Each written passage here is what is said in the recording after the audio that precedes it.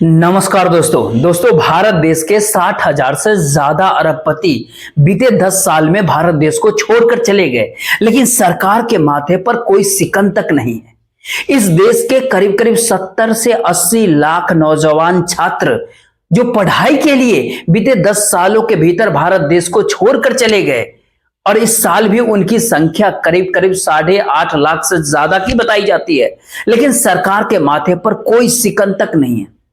इस समय में मजदूरी की खोज में, यूं कहे रोजगार की तलाश में करीब करीब इसी साल 22 लाख से ज्यादा भारतीय लोग इस देश से चले गए, लेकिन सरकार के माथे पर कोई सिकन नहीं है। इस समय में सरकार ने एक काम जरूर किया, जो बाहर चले गए और वहां जो मजदूरी करके कमाते हैं और अपने परिवार वालों को जो पैसा भेजते हैं, उसके ऊपर बड़ी पैमाने पर टैक्स लगाने की सोच हमारे भारतीय सरकार के जहन में जरूर आ गई, और इससे सरकार की कमाई एक झटके में 1 लाख करोड़ से ज्यादा की होने लगी, जो बढ़ते बढ़ते 2 लाख करोड़ को भी पार कर गई। इस समय में जो पढ़ाई से हट करके बाकी कोई भी पैसा किसी भी काम के लिए अगर आप अपने परिजनों को भेजते हैं, तो उसके ऊपर भी 20% का टैक्स मौजूदा सरकार ने जरूर लगा दिया है। और इन तमाम बातों के बीच जब आज हम जो देश छोड़ करके जो लोग गए हैं, उनसे जब जानकारी इकट्ठा करने की प्रयास किया कि वो किस कैटेगरी के भीतर आते हैं, वो अपने आप को कैसे सोचते हैं कि वो देश छोड़ करके आखिर क्यों उन्हें जाना पड़ा, तो उसमें पहला स्थान इस भारत देश के भीतर टैक्स को लेकर के आता है। टैक्स, जी हां, टैक्स टेररिज्म। महज आज से 4 दिन पहले अरविंद सुब्रमण्यम, जो दरअसल ये भारत सरकार के इकोनॉमिक एडवाइजर रह चुके हैं, जो जिस समय हम देश के फाइनेंस मिनिस्टर, वित्त मंत्री अरुण जेटली हुआ करते थे, जिस समय में इस भारत देश के भीतर मोनेटाइजेशन हुआ, नोटबंदी हुई, उस समय में ये आश्चर्यचकित थे कि आखिर ऐसा क्या हो गया कि नोटबंदी करनी पड़ गई, और इससे पहले उन्होंने छोड़ दिया। और आज से 3 दिन पहले उन्होंने एक बात कही कि हम जो सोचते थे कि इस देश के भीतर जो जीएसटी है वो एवरेज औसतन 15.5% यानी 15.5% एक एवरेज रहनी चाहिए जीएसटी, उससे ज्यादा नहीं, लेकिन सरकार के माथे पर कोई सिकन तक नहीं है। अब उसने सोचा एक नया तरीका, जी हां, एक और नया तरीका के आसरे पहली बार किसी भी देश के भीतर जीएसटी 35% टैक्स आपको देने पड़ेंगे। 35% टैक्स, पता है?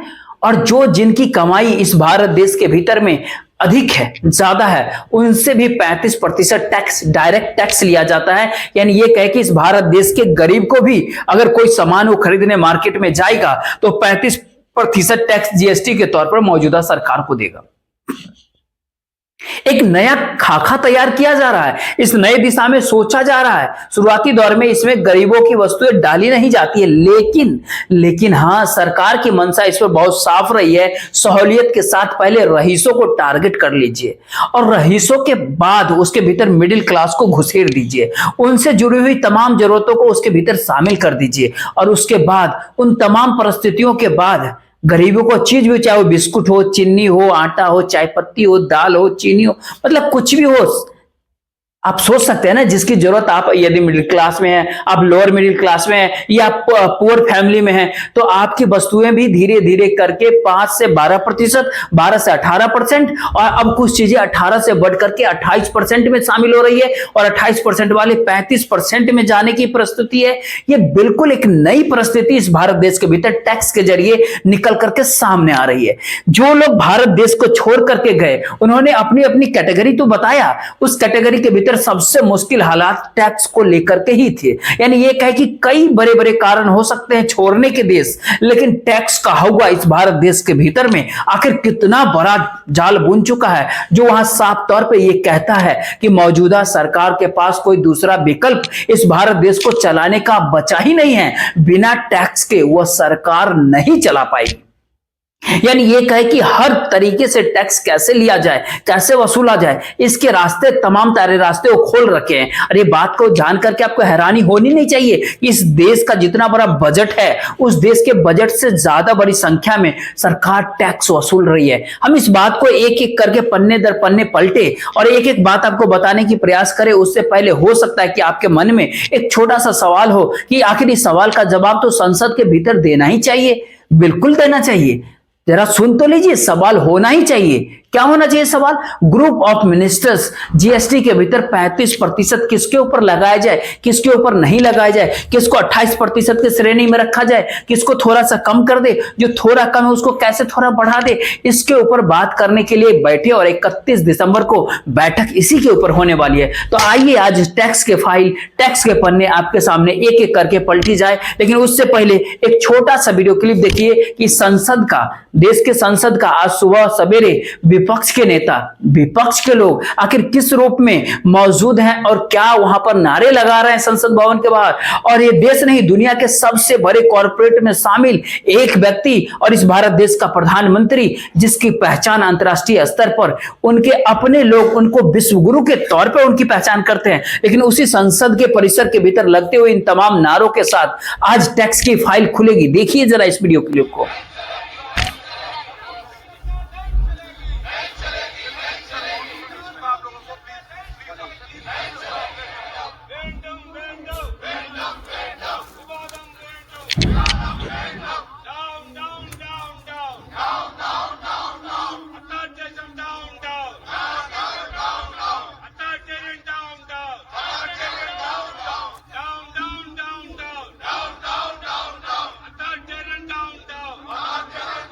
अब भारत देश के तमाम मुद्दों की चर्चा तो संसद के भीतर होती है, तो इस वीडियो क्लिप को भी आपको दिखाना जरूरी था, क्योंकि संसद के भीतर और संसद के बाहर की परिस्थितियों के भीतर आज जिस काले कच्चे चिट्ठे को आपके सामने रखने जा रहे हैं, जरा उसके भीतर आप अपनी मौजूदगी को भी रखने का प्रयास जरूर कर लीजिएगा। चाहे आप रईस हो, चाहे आप मिडिल क्लास के हो, चाहे आप लोअर मिडिल क्लास हो, चाहे आप पुअर फैमिली से क्यों ना हो, इस लाइन के भीतर अगर रईसों की बात अगर करें तो बीते 10 सालों के भीतर करीब करीब 61,780-82 लोगों ने भारत को छोड़ दिया। वजह पहले स्थान पर टैक्स का आता है। दूसरे नंबर पर इस भारत देश के भीतर जो राजनीतिक नफरत या कहते हैं ना राजनीतिक असुरक्षा की जो परिस्थितियां है देश के भीतर, वो दूसरे स्थान पर होती है। तीसरे स्थान पर देश के भीतर बिजनेस अपॉर्चुनिटी होती है। चौथे स्थान पर लाइफ स्टाइल होती है। पांचवें स्थान पर बच्चों के लिए एजुकेशन अपॉर्चुनिटीज का खोजना है।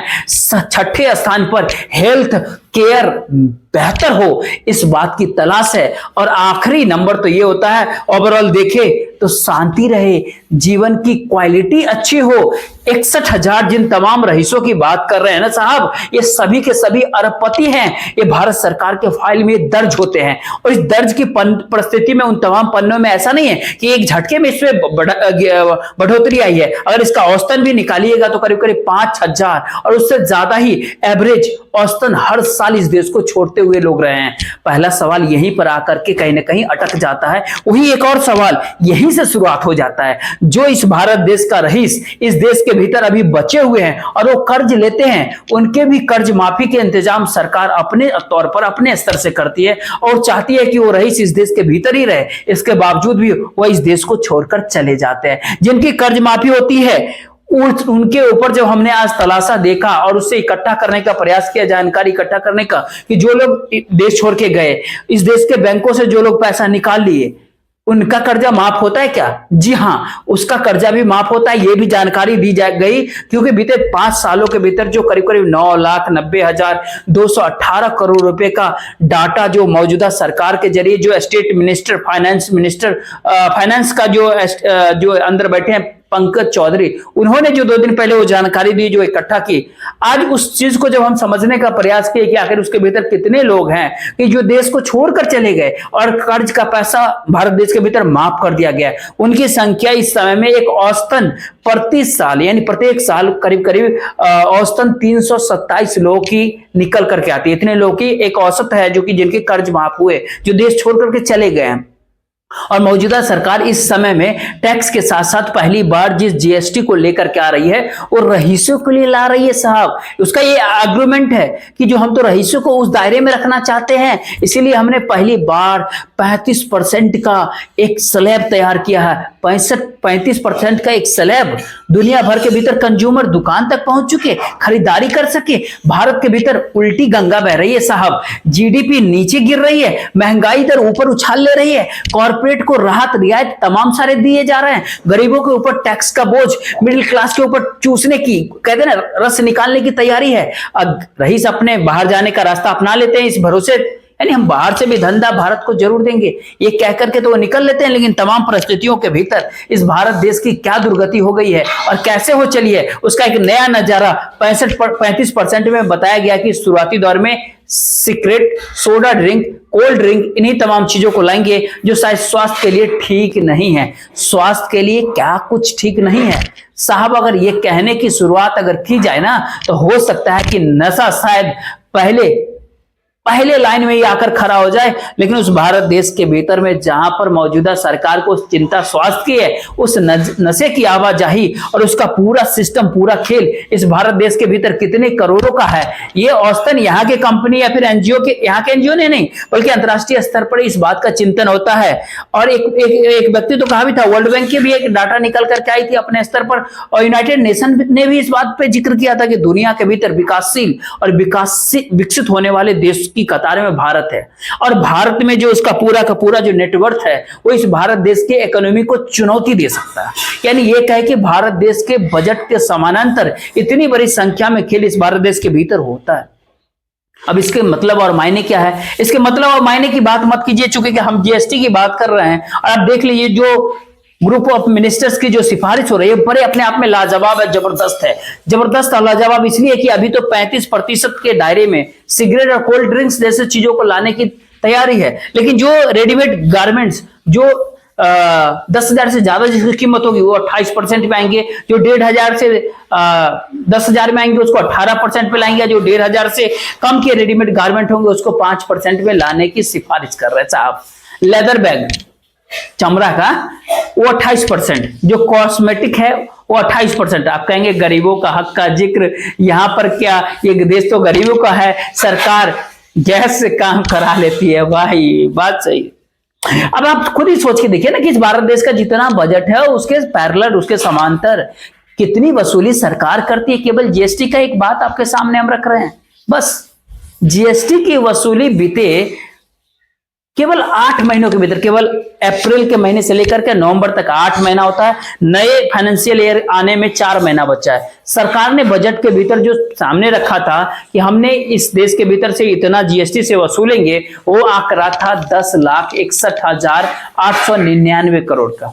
साहब ये पैसा आया था पिछली बार की तुलना में, लेकिन उसको सरकार ने बजट में रख दिया कि जीएसटी से हम लोग 10 लाख करोड़ रुपए इतनी कमाई कर लेंगे। लेकिन इन 8 महीनों की कमाई कहते हैं कि 14,56,000 करोड़ अभी तक हो चुके हैं, यानी 4 लाख करोड़ से ज्यादा इस 8 महीने के भीतर बजट का जो दायरा था उससे आगे निकल चुका है। 4 महीने अभी भी साहब बचे हुए हैं। इस दायरे में आप समझिएगा तो इस बार ये करीब 20 लाख करोड़ को पार कर जाएगा।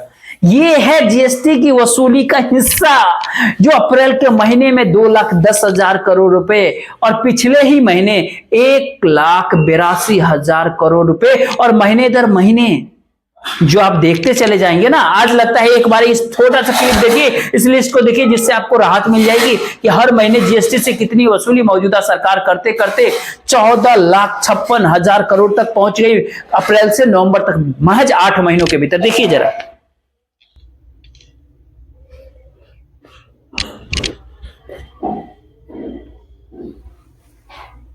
देख लिए ना साहब, जब इतनी वसूली की जा रही है जीएसटी के जरिए देश के भीतर, तो आपके मन में एक सवाल तो उत्पन्न होना ही चाहिए कि सरकार देश के भीतर गरीबों के बारे में नहीं सोचती है क्या? हाँ बिल्कुल सोचती है। सरकार 3 काम करेगा। कौन कौन?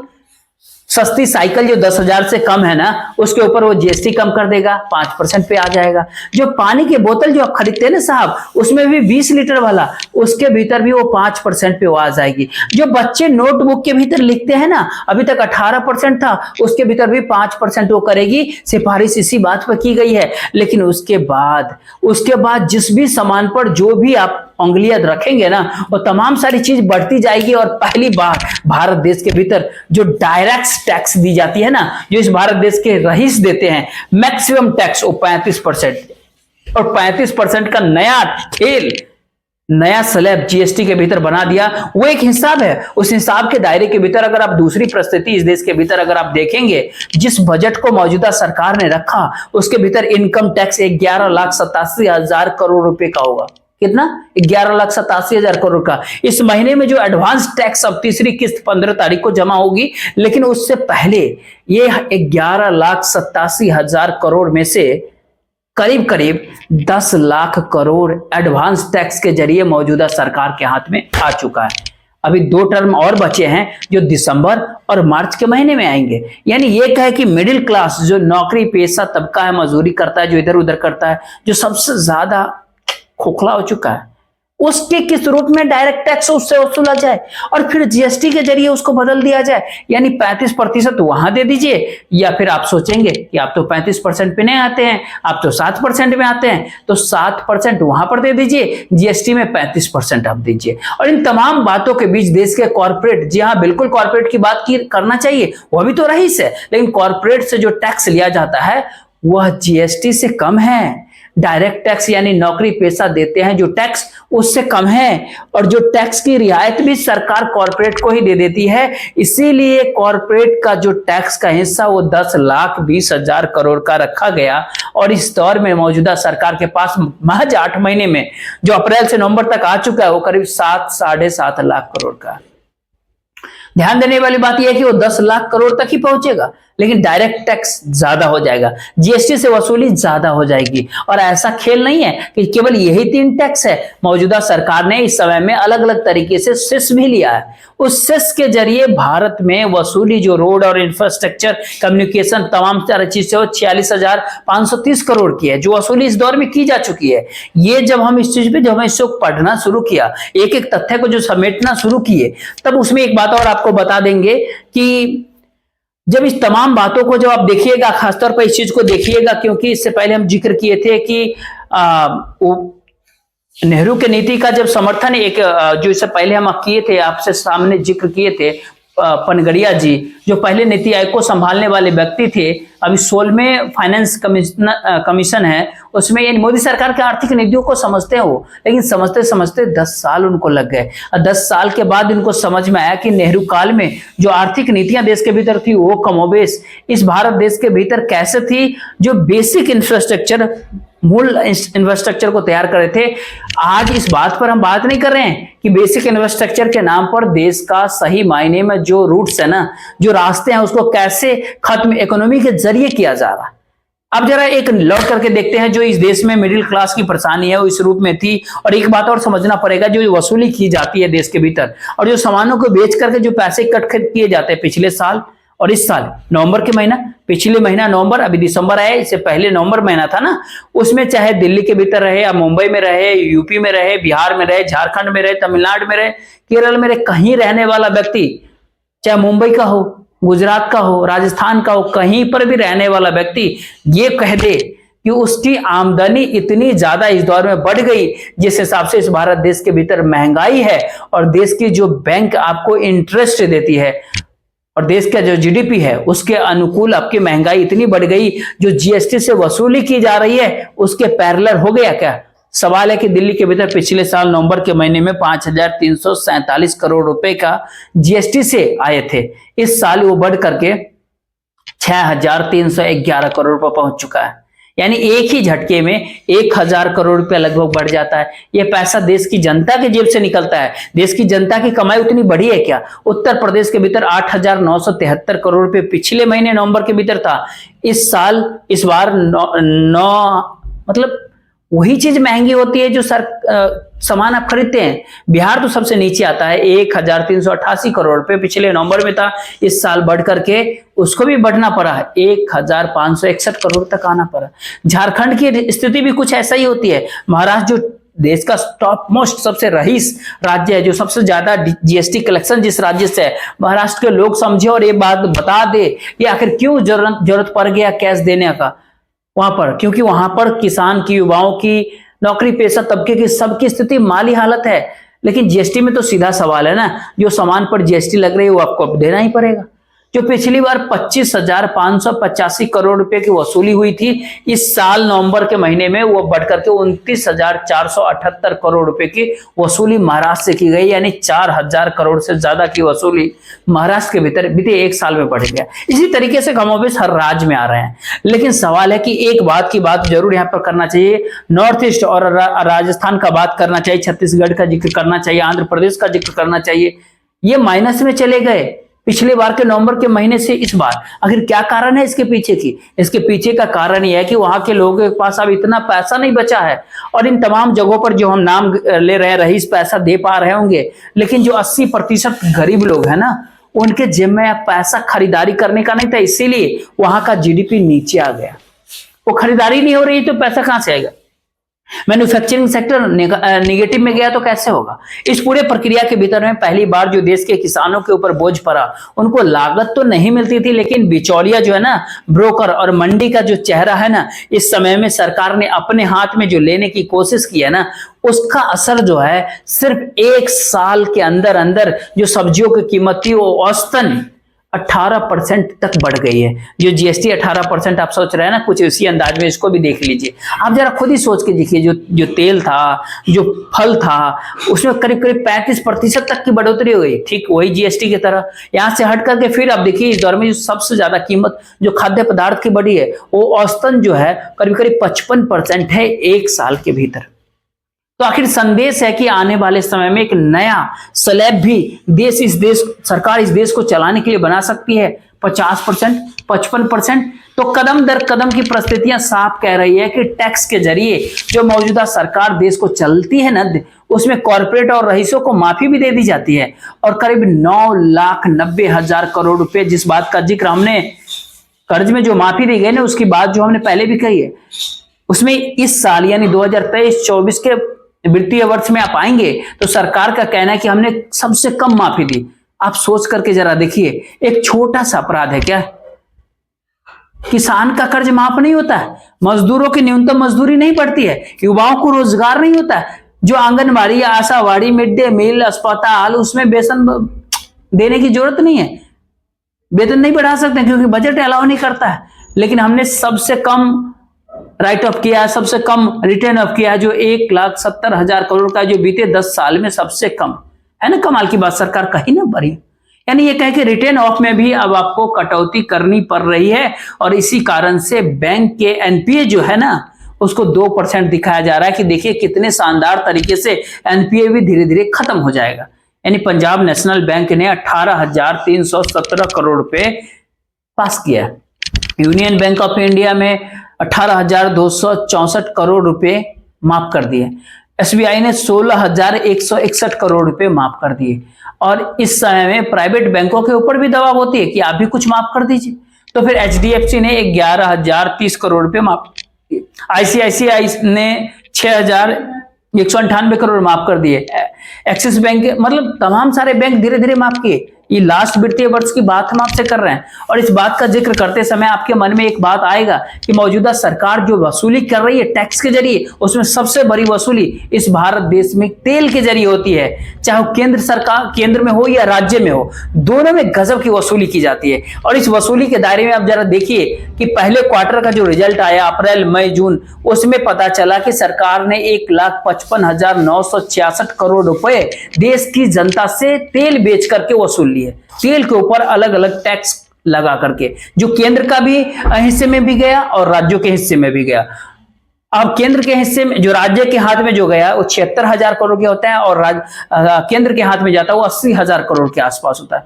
मतलब इस पूरे प्रकरण से आप बाहर हो ही नहीं सकते। और मौजूदा सरकार